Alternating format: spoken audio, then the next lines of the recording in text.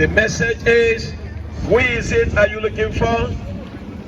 What a question immediately after a miraculous resurrection. Immediately after overcoming the death sentence of the most powerful government, the Roman Empire, Jesus responds to Mary's question with his own.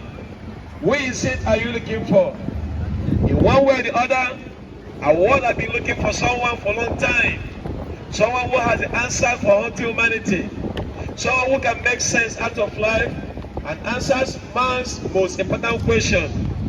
It seems to me that the resurrection of Jesus from death, man's grave, proved that he is someone everyone has been looking for. Today, Jesus Christ is still asking the question, who is it are you looking for? Obviously, the answer to that question is wrapped up in significance of resurrection.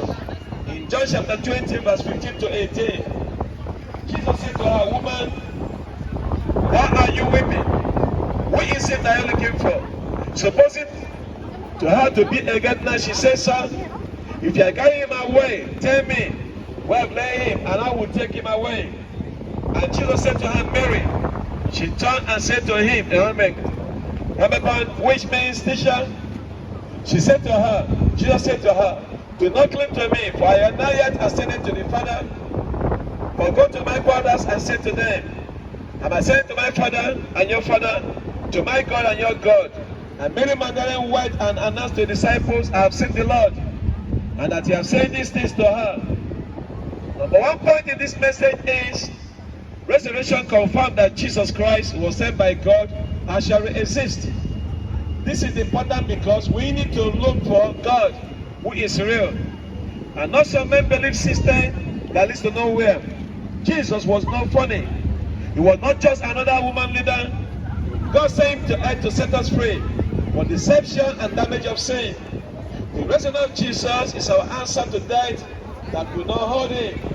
The rough road soldiers could not keep him in the grave. All the doubt of unbelievers could not set him aside. His amazing comeback, no one in human history has died and be resurrected again to live forever except Jesus Christ. The resurrection confirmed that God exists. This is one of the most important things that prove to open-minded and searcher of the truth that no one is like Jesus Christ. He claimed to be equal with God, and to those who know him can confirm that truth. In 1 John chapter 1, verse 1 to 5. Number 2 point, the resurrection of Jesus demonstrates that Jesus Christ is the only way to God.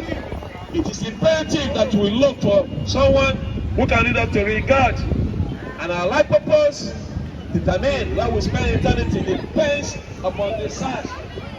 In John chapter 14, verse 6, Jesus proved to us that it's the only way to God. It's the ultimate truth. Now people today in the world disagree strongly with that. But Jesus said, I'm the way, the truth, and the life, and no one comes to the Father except by me. So if you want the truth, you have to look for Jesus. If you want the life, you have to look for Jesus. If you want the way, you have to look for Jesus. Outside Jesus is our death. Jesus' resurrection in the skies and proved to us by the tale that is the only way to God. And our answer to eternal life too. You need to realize that the bridge that God has provided, and that bridge is the cross of Jesus. There are many ways people try to get into heaven, but there's only one way that can actually get there. And that is through the salvation that Jesus Christ provides to us through his death and his resurrection he offers to us today.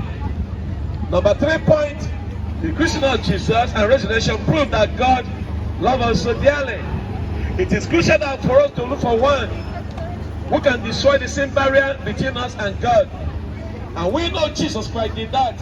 For the Bible says, there's only one God, one mediator between man and God, the man Christ Jesus, who received forgiveness of sin through the Jesus Christ death on the cross.